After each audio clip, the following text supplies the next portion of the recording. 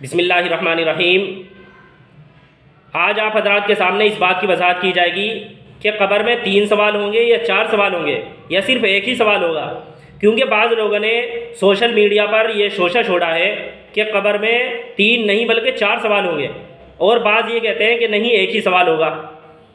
क्योंकि बुखारी मुस्लिम की हदीस के अंदर, जो कुरान करीम के बाद जिनका सबसे बड़ा दर्जा है, इन किताबों के अंदर सिर्फ एक ही सवाल का जिक्र आया है, तो इसलिए एक ही सवाल होगा। तो आज आप हजरात के सामने इसी बात की वजाहत की जाएगी कि कब्र में 3 सवाल होंगे या 4 होंगे या सिर्फ एक ही सवाल होगा।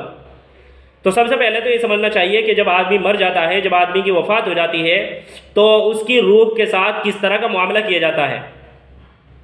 तो हदीसों से ये बात मालूम होती है कि जब आदमी मर जाता है, आदमी की वफ़ात हो जाती है, तो अगर वो अल्लाह का नेक बंदा होता है, नेक आदमी होता है, तो उसकी रूह को लेने के लिए अल्लाह तबारक व तआला अच्छी शक्ल व सूरत वाले, खूबसूरत शक्ल व सूरत वाले फ़रिश्तों को भेजता है, और वो जन्नत का कफ़न और जन्नत की खुशबू अपने साथ लाते हैं। फिर आदमी की रूह निकालते हैं और उस कफ़न के अंदर लपेट लेते हैं।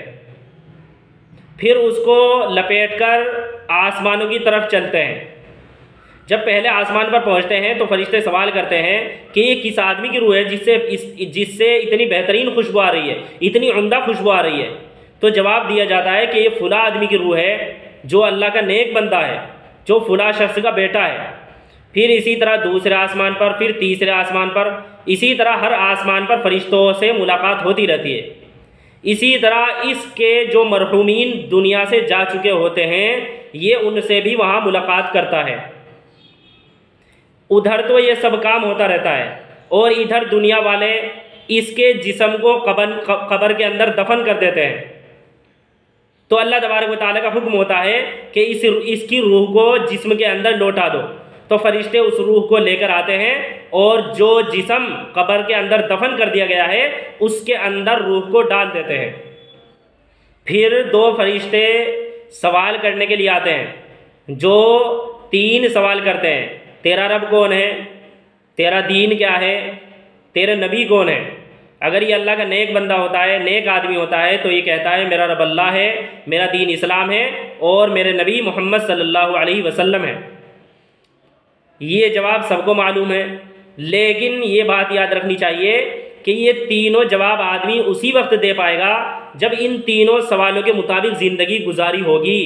लेकिन अगर इन तीनों सवालों के मुताबिक ज़िंदगी नहीं गुजारी होगी, शरीयत के मुताबिक ज़िंदगी नहीं गुजारी होगी, कुरान और सुन्नत के मुताबिक ज़िंदगी नहीं गुजारी होगी, तो फिर आदमी कब्र में जवाब नहीं दे पाएगा, अगरचे दुनिया के अंदर वो जवाब जानता था। बहरहाल कब्र के अंदर सिर्फ यही 3 सवाल होते हैं, तेरा रब कौन है, तेरा दीन क्या है, और तेरे नबी कौन है। लेकिन वो साहब जो ये कहते हैं कि नहीं, एक चौथा सवाल भी होता है, और चौथा सवाल ये होता है कि वो फरिश्ते ये सवाल करते हैं कि तुम्हें ये बातें कहाँ से मालूम हुई। तो ये जवाब देता है कि मैंने अल्लाह की किताब पढ़ी, कुरान करीम पढ़ी, वहाँ से मुझे ये सारी बातें मालूम हुई हैं। तो क्या इस चौथे सवाल का जिक्र हदीस के अंदर आया है? सवाल ये है कि इस चौथे सवाल का जिक्र किसी हदीस की किताब के अंदर आया है या नहीं। तो जवाब ये है कि हाँ, हदीस की किताबों के अंदर इस चौथे सवाल का जिक्र आया है, और ये चौथा सवाल करते हैं। लेकिन उलमा इस चौथे सवाल को बयान नहीं करते। वो इसलिए नहीं करते कि ये एक जायद सवाल है, यानी एक ऐसा सवाल है कि अगर आदमी इसको ना भी दे तब भी फरिश्ते उसको सज़ा नहीं देंगे। जैसे कोई आदमी ये कहे कि अगर कोई मेरे 10 सवालों का जवाब देगा तो मैं उसे 10,000 रुपये दूंगा। किसी आदमी ने 10 सवालों के जवाब दे दिए, अब वो 11वां सवाल ये करने लगे कि तुम्हें ये 10 जवाब कहाँ से मालूम हुए, किस किताब के अंदर तुमने इन जवाबों को देखा है। तो ये आदमी कह सकता है कि मुझे कहीं से भी मालूम हुए हों। तुमने 10 जवाब पर 10,000 रुपये देने का वादा किया था, मैंने 10 जवाब दे दिए, तो मेरे 10,000 रुपये मुझे दो। मुझे कहाँ से मालूम हुए हैं, इससे तुम्हें क्या मतलब। तो चूंकि उसका 11वां सवाल एक जायद सवाल है, इसलिए 10,000 रुपये इसे मिलेंगे।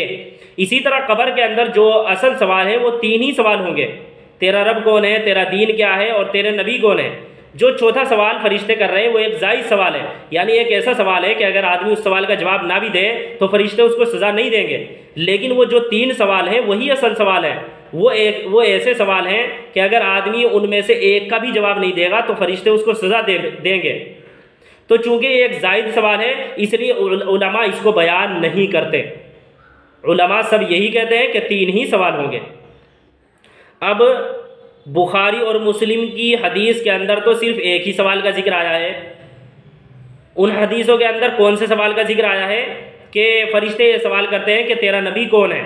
तो बुखारी और मुस्लिम के अंदर सिर्फ इसी एक सवाल का जिक्र आया है। तो इसका जवाब क्या है? तो जानना चाहिए कि इसका जवाब ये है कि बाज़ अल्लाह के नेक बंदे वो होंगे जिनसे सिर्फ एक ही सवाल किया जाएगा, वरना आम तौर से सब लोगों से 3 ही सवाल होंगे। लेकिन अल्लाह के कुछ नेक बंदे वो होंगे जिनसे सिर्फ एक ही सवाल किया जाएगा। ये जवाब है बुखारी और मुस्लिम की हदीसों का जिनके अंदर सिर्फ एक ही सवाल का जिक्र आया है।